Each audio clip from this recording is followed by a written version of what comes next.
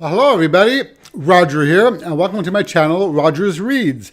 So today I'm doing a book review of a book entitled The Price Guide to the Occult by Leslie Walton, and this book was just released this year, not too long ago. Now I admit I'm a sucker for a witchy story, so I really couldn't wait for this book to come out. So, first part, the story. So the story opens by introducing us to Rona Blackburn, a powerful witch who came to Anathema Island shortly after the island's founders established themselves. But frightened by the island's witch, the 8 founding fathers attempted to kill Rona, but were unsuccessful.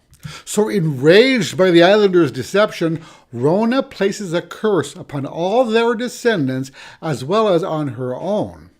So then we fast forward to present day, and we follow 16-year-old Nora Blackburn, who is Rona's latest descendant. I think she's number 8 or number 9. So Nora tries to keep her ever-growing magical abilities under wraps and live as normal a life as possible. Because you see, the thing with Nora is that she's not like any other Blackburn witches before her. Up until now, each Blackburn witch has only one supernatural power, which they refer to as burdens. For example, her grandmother Judd has the ability to heal others. Nora's powers, however, seem to be expanding, and she's discovering new abilities all the time, which kind of freaks her out. She's afraid that others might react as they did to her ancestor Rona, or suspect that Nora is dipping into black magic to gain these extra powers, so she decides to keep it a secret, not even confiding in her grandmother, who's the one who raised her. Now, in addition, Nora is also dealing with severe emotional trauma suffered at the hands of her powerful and sociopath mother, Fern. Though her mother abandoned her when Nora was only a child, the trauma remains with her, and Nora copes by engaging in self-cutting, which I admit was kind of difficult to read about. So then a book surfaces at the Wiccan shop where Nora works, entitled The Price Guide to the Occult, which promises to cast any spell at all for the right price. And it was written by none other than Vern Blackburn, Nora's evil mother. So moreover, the book divulges actual authentic spells from the Blackburn family. So it becomes increasingly obvious to Nora's family that the book's success is due to dark, evil magic for which there is always a terrible price. So, that book's publication set in motion events tied to black magic, and Nora senses that the evil connected to that magic is on its way to the island. She also has little doubt that this evil will be in the form of her mother, Vern. But the question is whether Nora's magical abilities are enough to stop her wicked, murderous mother. So on to what I liked about the book. First of all, it's an absolutely beautiful book. And this is the hardcover, actually, no dust jacket itself. So the designs are on the hardback. And so we have embossed writing in the book itself. I love the colors. And the pages are all edged in red. So the book itself is just gorgeous. But as for the story, well, I found that the author did an excellent job of bringing to life the setting of a small town on Anathema Island, where we have this sweet and savory bakery, the witching hour Wiccan shop, the creepy cemetery tours, as well as all the cool animals and plant life that she described. You know, there's really a rich sense of place in this novel, and it was quite atmospheric, which made the island seem all the more magical to me. I felt like I was right there along with the characters. I also found the story itself to be gripping and compelling, though it did end up being a little darker than I had anticipated. I especially enjoyed the backstory of the Blackburn women, which I found fascinating.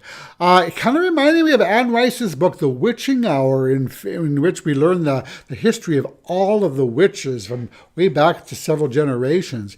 I would actually have loved to learn more about Rona's descendants as well. Nora's character, while tough to read about at times, was especially multi-layered as she struggled not only with her ever-growing magical abilities and the curse placed upon the Blackburn women by her ancestor, But she also had to contend with the inner turmoil from being abused and then abandoned by a heartless mother. There was also her constant struggle not to cut herself as she did in the past. It was heartbreaking to read at times as her urge for self-harm was almost overwhelming for her. But in a testament of the strength and courage of her character, she was able to overcome these urges, knowing that cutting herself is not the way to deal with her problems. So in this way, she was a character who not only had to fight inner demons, but also monsters in her external world as well. I loved all the fresh, complex, and original secondary characters in this novel. Grandmother Judd and her wife Apothea, Madge, Nora's best friend Savvy, the enigmatic Gage, her crush on Reed, and all the others.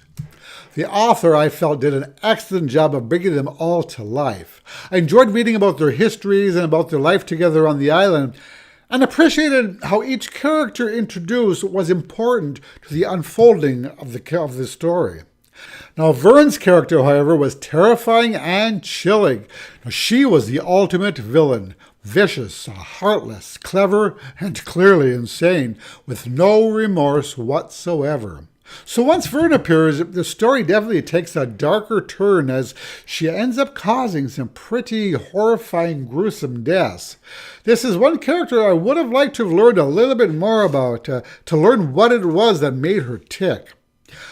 I really did enjoy the magic system in the story, and like the idea that each Blackburn woman possessed only one witchy ability, which they called burdens, and any of them who manifest magic outside of her burden is engaging in black magic, which of course is a huge no-no. The magic described in the book is vivid and distinctive. The unique descriptions of Judd healing others and then the hand pain she experienced afterward really flew off the pages for me and made the story real. In fact, I found all of the magical descriptions equally fascinating. There's one Blackbird witch who had the ability to manipulate the minds of others, while another had the ability to ease a transition into death. Now, Nora's first burden was the ability to hear the thoughts of plants and animals, which I found an especially interesting ability. So, on to what I didn't like about the book. Now, while I did enjoy aspects of Vern's character, I felt that she was a little bit over the top. She's kind of what I refer to as a snidely whiplash villain, in which there are no redeeming qualities whatsoever. She herself once said in the book that she didn't need money as she could conjure whatever she wanted. So I was a little bit unclear as to the purpose of her publishing The Price Guide to the Occult to allow readers to obtain whatever they desired. I really didn't get the motivation for Vern to become a popular author and make scads of money if money wasn't what she was after. I always like my villains to have a strong reason for what they do, not just being evil for the sake of being evil. So in this way, Vern was a little bit one-dimensional as there was no real motivation for her actions. And though I felt that the author did a good job with most of the characters in the book, I did feel that Reed, who was Nora's love interest, was a little bit bland for me, and I felt that he could have used a little bit more development. I was also kind of confused as to why Nora didn't confide in her grandmother about her extra abilities. The reasoning why she hid her power from her family was unclear, especially when her grandmother could have helped her maybe develop her powers, and she could have been helping her grandmother, assisting with the healings that she did, healing the people in the community. And lastly, the ending felt a little bit unsatisfying for me. No, wait, it wasn't really the ending, it was the epilogue. Though the plot does completely wrap up at the end, that's to say there wasn't a cliffhanger, the resulting situation for our main characters as put forth in the epilogue wasn't all that desirable. There wasn't really a happily ever after here, as our characters are under heavy suspicion, scrutiny, and maybe even danger from society at the end of the book. So I suppose the epilogue could pave the way for a sequel, but overall I wasn't a fan. I felt that the story probably would have been better off if it had been left out. So my final verdict, Overall, this was an enjoyable story with an engaging storyline and rich, interesting characters. It was a tad slow-paced at the beginning, but it really picked up steam toward the last quarter of the book. Now, that being said, I found it an enchanting story, and the writing was evocative and lyrical with rich, lush prose that was at times a bit haunting. Now, be warned, however, that this book does explore some dark themes such as parental abandonment, self-harm, and abuse, which might be triggers for some people. Though it was darker than I had initially expected, I felt that the author crafted a wonderfully spooky story with a great deal of atmosphere and a thrilling sequence of events leading to an explosive climax. So this is a well-told, riveting tale with an intriguing magic system, and I ended up giving it 4 stars. So have you read this book? If so, what did you think? Let me know in the comments. And that's it for the review of The Price Guide to the Occult. As always, I thank you so much for watching, and I will talk to you in the next video. Bye-bye.